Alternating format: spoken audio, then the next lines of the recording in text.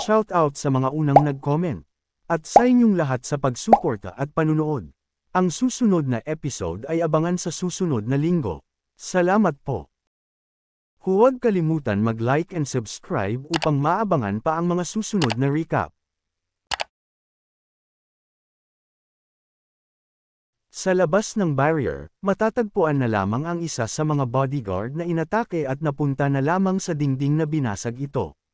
Mula ito sa sipa ni Yunhua na kasama si Taemin at sumusubok palagan ang mga ito sa pagsubok nila na tulungan si Jin Hyuk sa loob ng barrier.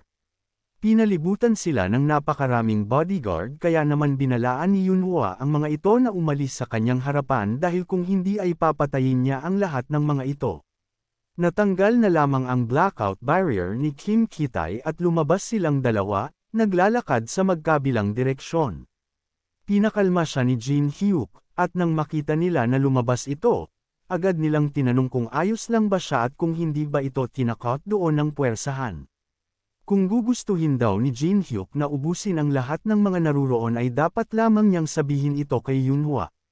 Patuloy na pinakalma ni Jin Hyuk ang dalawa at sinabi na ayos lamang siya dahil mukhang isang mabuting tagapakinig ang lalaking iyon, hindi kagaya ng kanyang inaasahan. Inis na lamang na naglalakad paalis doon si Kim Ki-tae dahil sa kanyang pagkatalo, ngunit hinabol siya ni Park Ha-jun na pinaghintay siya at tinanong kung hahayaan ba niya ang mga siraulong ito na makawala. Ipinangako niya na kung bibigyan pa siya na ito ng isa pang pagkakataon ay ilalabas niya ang lahat ng kanyang makakaya para durugan ang lahat ng mga ito at bawian ang kainan na natanggap niya. Ngunit bago niya tapusin ang kanyang sasabihin, dinip na agad siya ng kanang kamay ni Ki-tae na sanhi para masakaw ito. Itinaas niya si Park Ha-jun at sinabihan na si Jin Hyuk ay hindi isang tao na makakaya ng isang katulad niya. Pinagbantaan niya ito na kung gagawa pa ito ng aksyon na hindi niya inutos ay sisiguraduhin niyang magsisisi ito. Habang nahihirapan ngayon na huminga at napapaiyak na sa sakit, pumayag na lamang si Park Ha-jun dito kaya ibinaba siya ni Ki-tae habang nagdadabog na umalis doon kasama ng kanyang mga bodyguard. Hindi na lamang maintindihan ni Park Ha-jun kung ano ang nangyari sa loob ng barrier para magbago ang asta ng lalaking iyon. Hindi niya pinakinggan ang payo sa kanyang lalaki at nagsimulang kumulo ang dugo dahil kay Jin Hyuk sa ginawa na itong pagpapahiya sa ganoon, kaya naman ipinangako na ito na papatayin siya anuman ang mangyari. Dahil sa inis na nararamdaman ni Ha-jun para sa kanya, na kumpleto ang kondisyon para makakopya si Jin Hyuk at maaari niyang kunin ang anumang skill ng kanyang target. Napagpasyahan niya na kopyahin ang D-rank na skill ni Ha-jun na tinatawag na shadow breathing. Sa tulong ng skill na ito, binibigyan siya ng kakayahan na kontrolin ang kapasidad ng hininga at ang tibok ng kanyang puso na maaaring magbago depende sa level na ito. Tinalikuran ni Jin Hyuk ang batang iyon na galit sa kanyang ginawa. Naglakad ito paalis habang nakuha niya ang pansin ng lahat ng mga naruroon dahil nagagawa niyang patumbahin ang lahat ng mga naruroon. Napagpasyahan na lamang ni Jin Hyuk na kunin ang pagsusulit. Nagtungo si Jin Hyuk sa testing kung saan nakita niya si Park Ha-na na nasa unang pwesto na isang E-rank at may 1,755 points na napakalaki ng agwat sa nasa ikalawang pwesto. Namamangha si Jin Hyuk dito at napaisip kung kumain ba ng Korean ginseng ang kanilang intern bago sumabak sa pagsusulit. Tinawag na ngayon si Jin Hyuk para sumunod na kumuha ng pagsusulit at ipinaliwanag sa kanya na simple lamang ito at kinakailangan lamang niya na tamaan ang magic stone na nasa kanyang harapan. Maaari siyang gumamit ng kahit anumang item o kaya naman ng kanyang sariling exclusive ability. Sinusukat ng pagsusulit na iyon ang laki ng kanyang potential kapag tinamaan niya ang magic stone. Inilabas ni Jin Hyuk ang kanyang punyal na ipinagtaka ng tagapagbantay dahil gagamitin lamang niya ang kanyang armas at hindi pati ang kanyang exclusive ability. Ipinaalam lamang ni Jin Hyuk sa kanya na sapat na ito para ipakita ang kanyang makakaya. Walang masyadong interes ang nagbabantay at sinabihan na lamang siya na maaari itong magsimula kung handa na siya, kaya naman nagtungo agad si Jin Hyuk sa pinakamalaking magic stone na naruroon. Ipinagtaka ito ng tagapagbantay kaya naman sinabihan niya si Jin Hyuk na ang kaharap niya ay isang mid-grade magic stone at dapat niyang gamitin ang low-grade magic stone na nasa gitna. Halatang pagod na pagod ang lalaking ito, ngunit hindi niya inaasahan na makakaharap niya ngayon si Jin Hyuk na inilabas ang kanyang enerhiya habang ipinaliwanag sa kanya na ang mid-grade at ang mga mas mataas na klase ng Magic Stone ay hindi mapipinsala ng mga normal na taong katulad niya. Ngunit agad namang humanda sa kanyang posisyon si Jin Hyuk at habang hawak ang kanyang punyal ay ginamit ang kanyang Rift Stat sa pinakamataas na bilang. Nagliwanag ang mga mata ni Jin Hyuk at gustong makita kung anong resulta ng kanyang pagdurusa sa loob ng labor into na iyon sa loob ng isang buwan. Madaling hinati ni Jin Hyuk sa dalawa ang mid-grade Magic Stone sa dalawa na hindi man lang nahihirapan. Nagulat dito ang tagapagbantay na hindi makapaniwala dahil karamihan ng mga tao ay hindi man lang nakakapasa dahil hindi sila nagtataglay ng minimum na Magic Pova na kinakailangan para tamaan ang Magic Stone. Ngunit hindi pa sila nakakakita ng isang tao na nagagawang hatiin ang Magic Stone sa dalawa. Lumabas na lamang ang resulta at may 20,875 na Magic Pova si Jin Hyuk na nasa S-rank. Binati siya ng tagapagbantay at agad na nagmadali na iulat ang tungkol dito sa mga nakatataas kaya pinaghintay niya muna si Jin Hyuk doon. Sumulpo ito sa kanyang harapan at sinabihan siya na huwag muna ipalabas ang ulat tungkol sa kanya sa loob ng isang linggo. Ang tagapagbantay ay hindi naiintindihan ito kaya naman lumapit si Jin Hyuk sa kanya at sinabi na may personal itong dahilan at wala na itong pakialam kung saan ito ilalabas pagkatapos ng isang linggo. Ayaw sumunod ng lalaki kaya naman inihanda ni Jin Hyuk ang kanyang punyal sa kanyang harapan at sinabi na marami itong natutunan sa kanyang buhay at una dito ay mas nakakatakot ang isang kaaway na nasa kanyang harapan kaysa sa batas na napakalayo. Dahil sa kanyang pagbabantang ito, sumunod na lamang ang lalaki. Lumabas si Jin Hyuk mula roon at pagkarating pa lang niya doon, nakita niya na naruroon ang kanyang intern si Hana. Iniaabot ng babaeng ito kay Jin Hyuk ang ipinakuha na ito na Braham's Ring na isang A-rank difficulty na item na nagdadagdag ng 10 magic resistance, 5% movement speed, at nagdadagdag ng 20 exclusive abilities suppression na pumipigil sa magic pova ng mga halimaw. Pinaganya ni Jin Hyuk ang kanyang brand of fibrillation mukha ni Hana, na naiyak na lamang at nagmamakaawa na tanggalin ito sa kanyang mukha dahil sumunod siya sa kanyang naging pangako. Hindi siya pinakialaman ni Jin Hyuk, tiningnan na lamang ang singsing na nakuha niya at sinabihan si Hana na kagaya ng sinabi na ito, possible kung may sapat itong kapalit. Nagpaalam si Jin Hyuk at sinabi sa kanya na mag-iingat siya mula sa kanyang mga gagawing aksyon sa hinaharap. Sunod na nakipagkita si Jin Hyuk kina Taemin at Yunhwa na hindi makapaniwala dahil isang F-rank si Jin Hyuk dahil nakakasiguro sila noon na magiging mas mataas ito kaysa sa kanila. Ipinaliwanag na lamang niya sa kanila na isa lamang itong panandaliang rank at magpapasukat muli sa susunod na linggo kaya naman dapat walang silang maghintay. Pumara ng taxi si Jin Hyuk, na ipinagtaka ni Yunhwa dahil kinakailangan na magpunta ng lalaking ito sa isang dungeon para sa pangalawang pagsusulit. Maghahanap na lang daw si Jin Hyuk ng isa na gagamitin niya, at hindi nila kinakailangang mag-alala para sa kanya at ipagpatuloy na lamang ang pag-akyat ng tower dahil tatawagan niya ang mga ito sa tamang panahon. Habang nakasakay sa taxi, alam ni Jin Hyuk na ang unang pagsusulit ay sinusukat ang mga player sa pamamagitan ng Magic Pova nila, at ang mga makakapasa dito ay sasailalim sa pangalawang pagsusulit.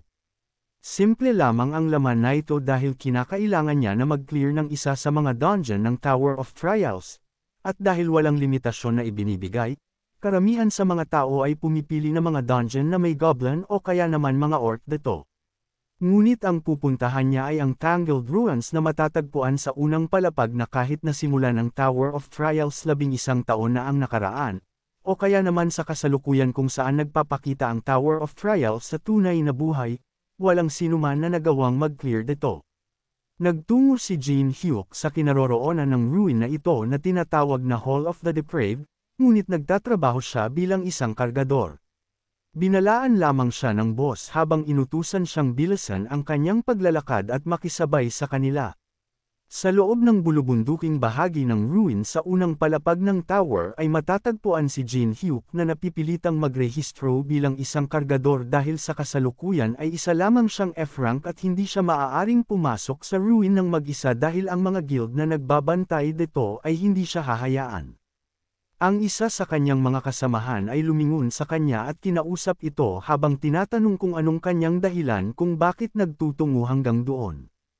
Ipinaliwanag niya sa may katandaan lalaking ito na dahil kinakailangan niya ng pera para mabuhay. Sinabi ng lalaking ito na pareho sila ng dahilan dahil naruroon siya para mapakain ang kanyang asawa at mga anak. Nakita ni Jin Hyuk ang ginagawa ng lalaking ito at alam na naging senyales ang mga ito na may mamamatay. Pinaalalahanan siya ng lalaki na ang mga F-rank na katulad nila ay kinakailangang mag-ingat dahil siguradong mamamatay sila kung mali ang kanilang gagawin lalo na at hindi makakaabot ang ambulansya sa kanila at hindi maibabalik ang mga makinang doon.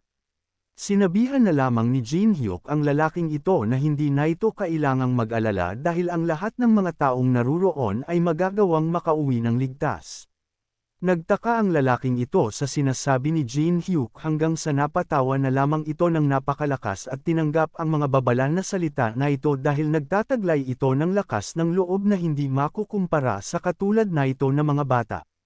Natanggap ni Jin Hyuk ang Attack Force Exclusive Quest na may SD difficulty. Kinakailangan nilang talunin ang boss monster at kunin ang throne sa gitna ng ruin kung saan bibigyan sila ng karapatan na pumili ng isa sa mga holy artifact bilang gantimpala, ngunit kung hindi sila magtatagumpay na patayin ang boss monster ay malilimitahan ang maaari nilang pagpilian ng mga artifact. Ibinaba ni Jin Hyuk ang kanyang karga dahil sa wakas ay nakakarating na sila. Sinabihan ng boss ng mga kargador na maaari na silang magpahinga hanggang sa makarating ang unang puwersa na susugod sa loob ng ruins. Sa parehong pagkakataon ay nakarating na ang gantimpala para kay Jin Hyuk na unang Sam-A. Cope sa tower. Nagtaka si Jin Hyuk kung ano ang benepisyong ito at napaisip na lamang kung siya lang ba ang nakakatanggap na ito. Binuksan niya ngayon ito at nakatanggap siya ng karagdagang 10 puntos sa kanyang luck at sa kanyang adaptive stat. Matatanggap din niya ang skill na Cold Heart na nagbibigay sa kanya ng kakayahan na panatilihin ang kanyang pagiging kalmado kahit na sa mga matitinding sitwasyon. Na-activate din ang kanyang passive na Monopoly kung saan makakatanggap siya ng pinakamagandang gantimpala kung kukunin niya ang mga gantimpala mula sa isang dungeon nang hindi ito ibinabahagi sa iba. Lubos na natutuwa si Jin Hyuk dito at napakaganda ng kanyang mga nakuha. Alam niya na may napakaraming uri ng gantimpala na maaaring pagpilian sa loob ng Tower of Trials, at isa ng panalo kung magagawa niyang makakuha ng isang magandang reward sa libu-libong pagpipilian. Dahil sa kanyang nakuhang passive na Monopoly, hindi na niya kinakailangan pang magkaproblema sa pamimili ng pinakamagandang gantimpala. Habang napaisip siya doon, bumuo ng isang teleportation formation sa kanilang likuran na kumikinang. Kasabay ng maliwanag na ilaw, sumabay ang napakaraming tao na nasa loob na ito. Ang isa sa mga ito ay hindi pa nasasanay kahit nagaano karaming beses na niya itong ginawa at tinanong na lamang kung nakarating ba ang lahat ng kanilang mga miyembro. Iniulat sa kanya na ang lahat ng 50 miyembro na ito ay nakarating ng ligtas. Ang mga kargador na kasama ni Jin Hyuk ay napansin na mukhang ang mga taong ito ay ang pangunahing puwersa na aatake mula sa Bole Guild at ang lalaking nasa unahan nila ang kapitan. Kinakailangan na nilang gumalaw at bubuo sila ng linya habang aalis para habulin ang unang party sa kanila. Ginamitan ni Jin Hyuk ang kapitan na ito ng kanyang Eye of Truth at nalaman na siya si Song Chenwon na nasa level 14 at may strength 30, dexterity 18, stamina 19, at magic 25. Mayroon itong unique ability na tinatawag na item light at mga skill na Iron Shield, Compact Formation, Persistent Vitality, at Stone Throw. Para kopyahin ang skill ng lalaking ito ay kinakailangan niyang kunin ang tiwala niya, at nang makita ito ni Jin Hyuk ay hindi na lamang siya makapaniwala dahil mukhang hindi gagana ang kanyang plano kung kinakailangan niyang kunin ang tiwala ng lalaking ito, ngunit may ideyang pumasok sa kanyang isipan. Habang tinitingnan niya si Shenwon, nagtaka siya kung bakit ang kapitan ng aataking puwersa mula sa isa sa pinakamalalakas na top 10 guild ay nasa ganoong level lamang.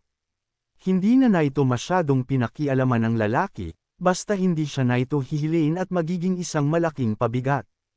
Nagpatuloy ngayon ang paglalakbay ng mga ito at nilalampasan nila ang napakaraming sirang lumang gusali.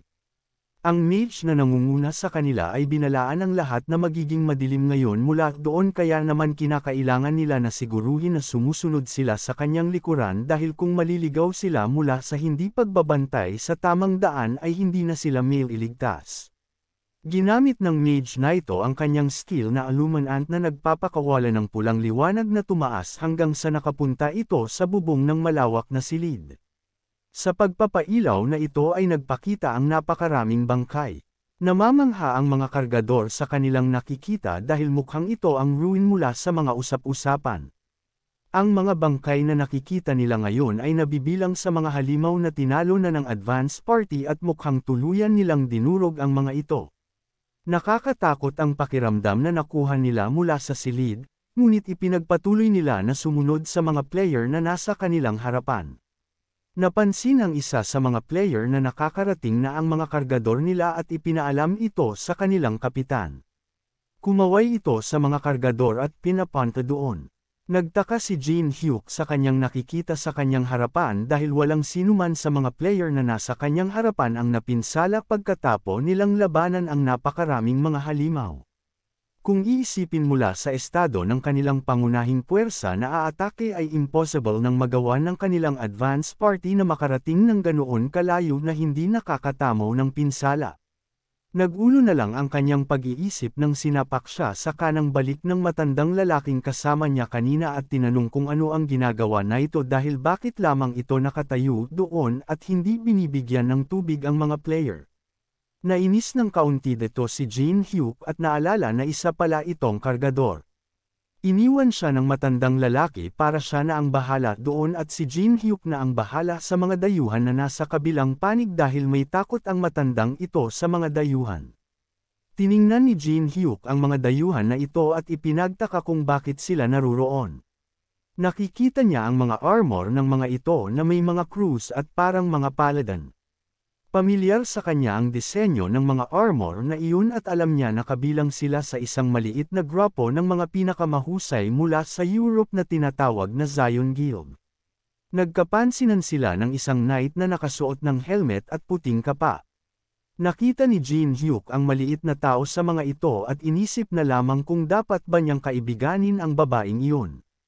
Inabutan niya siya ng isang baso ng malamig na tubig na may dilaw na label. Nagulat ang babae habang sinabi ni Jin Hyuk na nagpapasalamat ito para sa kanyang ginagawa. Nagpasalamat na lamang ang babae habang ginamit ni Jin Hyuk ang kanyang skill na communion para mapaganda ang imahe na ito sa kanyang kinakausap. Nagkaroon ngayon ng medyo magandang impresyon ang kanyang target tungkol sa kanya kaya naman itinaas na ito ang kanyang helmet para magpakilala. Pagtanggal na ito ng kanyang helmet ay nagpakita ang isang babae na may mahabang blonde na buhok na nakilala agad ni Jin Hyuk kung sino ito. Alam niya na siya ang pinakabatang anak ng isang mataas na pamilya mula sa Europe na may apelyidong Laurencia. Ang mga miyembro na ito ay mga universal type player na may kakayahan na gumamit ng banal na kapangyarihan at magaling pagdating sa pag-atake at pagdepensa kasama ng pagtataglay ng isang healing skill. Ang babaeng ito ang bayani na nagligtas sa Amsterdam mula sa pagiging isang liblib at sirang lugar pagkatapo ng isang dungeon outbreak at sa kasalukuyan ay isa sa mga pinakasikat na player sa Europe. Siya ang saint ng Amsterdam na si Teresa de Laurencia. Nagsisimulang maintindihan ni Jin Hyuk na mukhang ang babaeng ito ang dahilan kung bakit wala pang nasasawi sa grupo ng mga player dahil si Teresa ang pinaka-epektibong tao na maaari nilang masandalan pagdating sa pakikipaglaban sa mga undead. Kahit na ganito pa man ay alam ni Jin Hyuk na ang lahat ng mga player ay sumusubok na makaabot sa mas mataas na palapag ng Tower of Trials. Ngunit hindi niya inaasahan na pinili ng grupo ni Teresa na mag-clear sa loob ng ruin sa halip na subukang patayin ang dungeon boss ng ikatlong palapag. Ginamitan ni Jin Hyuk ng kanyang Eye of Truth si Teresa na natutuwa na lamang mula sa ibinigay ni Jin Hyuk na tubig. Sa kanyang paggamit ay nakatanggap ito ng babala mula sa system na ipinaalam na pumalpak ito at hindi gumagana ang skill dahil sa laki ng diferensya nila sa level. Napamura na lamang si Jin Hyuk dahil hindi siya nagtatagumpay at dapat na ang babaeng ito ay nasa lampas na ng level 20, ngunit hindi niya inaasahan na lalabas muli ang system at ipinaalam na ang kanyang lock at adaptive stat ay pinawalang bisa ang malaking agwat nila sa level kaya naman na-activate ang kanyang level 2 na Eye of Truth. Namamangha ngayon siya at nakita na maaari na niyang tingnan ang status window ng kanyang target na si Teresa. Nakita niya na ang babaeng ito ay 22 taong gulang at nasa level 29 na may strength 42, dexterity 31, stamina 25, at magic 30, kasama ng 10,850 coins na ito. Mayroon siyang unique ability na tinatawag na Blessing of the Star at mga skill na Sacred Reinforcement, Stealth, Maneuver, Blessed Touch, Sign of the Cross, at Illusion Barrier na nasa level 4 ang pinakamababa. Ang kondisyon para kopyahin ang kanyang skill ay ipinaalam na dahil isa sa mga top 100 ranker si Teresa sa buong mundo. Maaari niyang kopyahin ang kanyang unique ability at isa sa kanyang mga skill kung magagawa niyang iligtas ito mula sa isang nakamamatay na panganib. Mula sa stats ni Teresa, alam ni Jin Hyuk na napakataas ng kanyang mga numero at naiintindihan ngayon kung bakit nagkakagulo ang mga tao tungkol sa kanya. Nakita niya na mukhang sumasailalim sa kanyang job quest si Teresa kaya naman sinuko na ito ang pag-clear sa ikatlong palapag at sa halip ay nagtungo doon.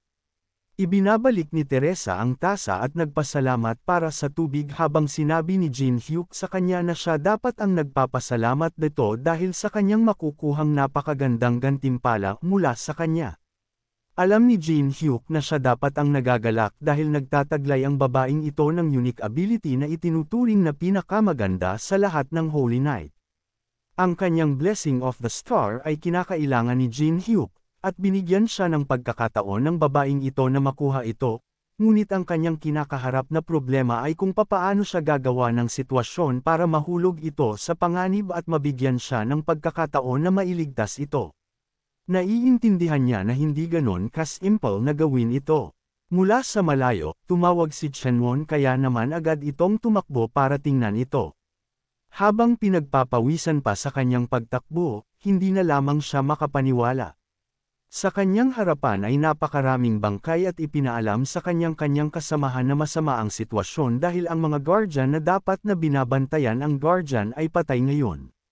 Lumabas ngayon ang system na ipinaalam sa kanila na ang Guardian of the Ruins ay tinitingnan ngayon ang mga nagpasok at may 10th minuto silang natitira. Napamura na lamang si Chenwon sa kanilang sitwasyon ngayon dahil sinabi sa kanila na ang security system na pinuprotektahan ng ruin na tinatawag na sleeping bomb ay nagigising sa oras na makatanggap ito ng senyales mula sa labas at kapag nagising ito ay ipapatawag na ito ang mga guardian na pumoprotekta sa dungeon. Alam ng mga ito na hindi sana magiging delikado kung iniwan lamang ito na hindi nagagalaw. Naglulubog ngayon si Chenwon dito dahil sino ba ang siraulong gumalaw doon, ngunit sinabihan siya ng kanyang mga kasamahan na huli na ang lahat para dito dahil nagsisimula ng magising ang mga guardian.